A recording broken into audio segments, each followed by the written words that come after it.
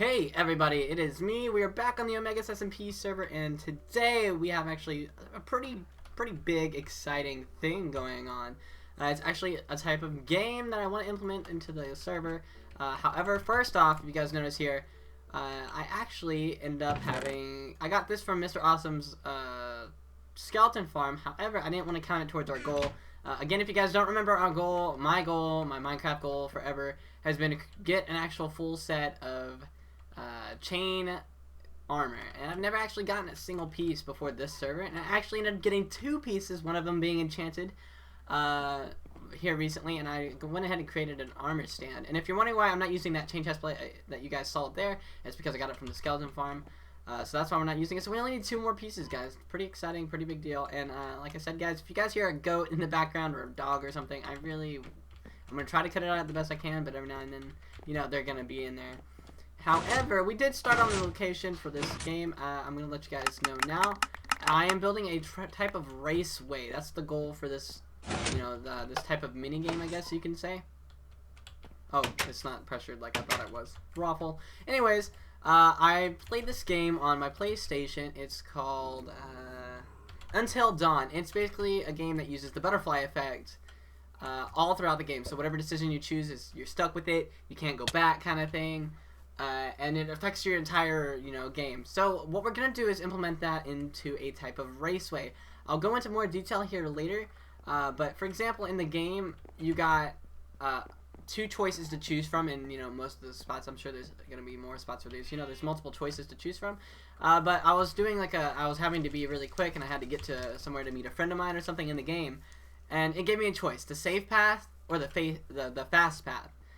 And so that really got me to thinking, how could I implement this into Minecraft? And the way to do it, for me, the idea that I have is to, you know, have a racetrack that branches off into 2 different directions: a safe path and a fast path. The fast path, you know, you can you'll fall into water, maybe some lava, maybe you can even die, who knows. Parkour is going to be harder on the faster path, but you'll get through it much faster.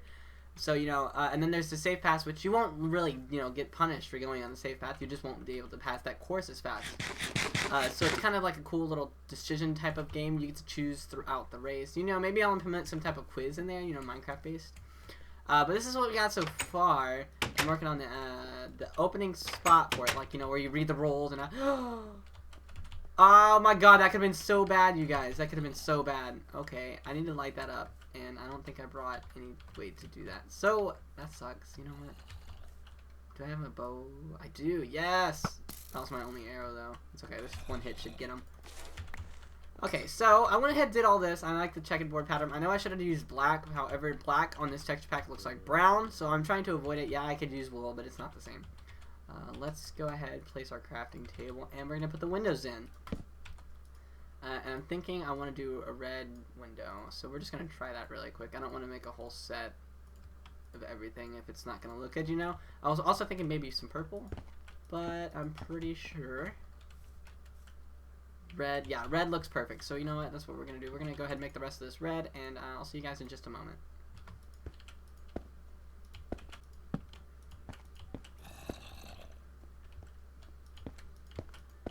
Okay, everybody. I think it's safe to say we got the exterior and the roof part done.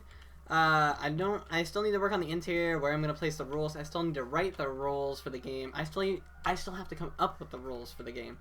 However, this is what it looks like on the inside as far as the roof and lighting goes. I might add a little more lighting here and there. I'm going to actually place in like crafting tables, maybe a few chests here and there. And for the rules, I was going to use signs, but I think I'll use a piece of a book, you know, that you can write on. And this is what the outside looks like. I kind of got some leaves hidden about. The roof is actually very simple. It's just a 2 stairway with some planks on top. Nothing too crazy, nothing too hardcore. I need food. Done here. So I think it's a nice little setup. It's nothing too crazy. So you know that we got this set up, we need to figure out a way for them to run. I'm thinking the best spot for them to run out is probably gonna be like right here. Let's see how much room we got. I lied. You know what? This actually will be fine. I'll just do some landscaping here, and then this should be good. This is gonna be the exit door for the area, unless I do it here where you have a little more room. I don't know. We'll have to come up with a spot right there, and then let's just put some items up because like I'm getting full. Okay, so I'm gonna come up with the rules and stuff, and then hopefully we can, maybe I'll even, get the stairway downwards, because we need to find a starting position for the race, and I need to figure out how I want it to go. Do I want it to trace back around here for the time? How's the timing thing gonna work? Hopefully I can just make it where you guys can time yourselves. I'm not good with redstone, and I probably won't be able to time it myself. So, I gotta find out what to do with that. And these are dark oak, so let's go ahead and make a dark oak stair. So I'm gonna come up with those ideas and maybe do some of the work here, and then I will see you guys in just a moment. Okay, everybody, so we got this area, like, nice and, you can actually walk down and up, so it looks pretty nice. However, I noticed this door is very hard to see. When you walk in, it looks like it's barely even there. So hopefully people can catch on to the fact that it's actually there. However, you can just simply walk down, bang. Obviously, all this is going to grow up to be grass, which is, going to look a lot better. I want to do some more work here. I know I didn't touch any of this. Like, this is what it's been, like, natural. But it doesn't look natural at all. So we're going to do some terraforming there. I need some more dirt. However, we're going to have to do that here in a little bit. Okay, everybody, so I was working on the rulebook a little bit here, and we got 4 pages done. However, we're not going to sign it just in case we actually need to add something to the book. We're going to go ahead and read it here. In chaos theory, the butterfly effect is the sensitive dependence on initial conditions in which a small change in one state of deterministic nonlinear systems can result in a large difference in a larger state. So, the game is simple. Beat your opponent to the finish line. You can also do a solo run for personal records if you really want to. The race isn't that easy, though. You have a choice in which path you can take. Throughout, most of the courses, you'll have an option to choose from. For example, there is a safe path, which is easier and has less hazards, but is slower to cross, or a fast path, which is faster to cross with more chances of a setback. So, you can run through and have more parkour, which is harder to do, and have a chance of having to run backwards, or go through the safe path, which is slower, but without having to fall down like into lava or fire or something like that. For the rules, guys, absolutely no destruction of the course, no types of PvP unless confronted by a mob. That's why it's best played during the day, and there's beds in this building that you guys can sleep. Potion buffs should only be on within a player if the course gives it to you. So, if you're running through the course and like a dispenser drops, or a dropper, whatever the two, drops a potion, then it's perfectly fine to use. And I really want to try to incorporate some jumping and speed potions into this. I think that'll be really cool. Maybe even some fire resistance for like a fast path or something like that. I think that'll be really cool. So let's see. That is actually all the time I have for today. I know it's a short video. It's only gonna be like 8 minutes. But, we're slowly getting more progress done, and I feel like the shorter videos are perfectly acceptable with the view ratings that I'm getting.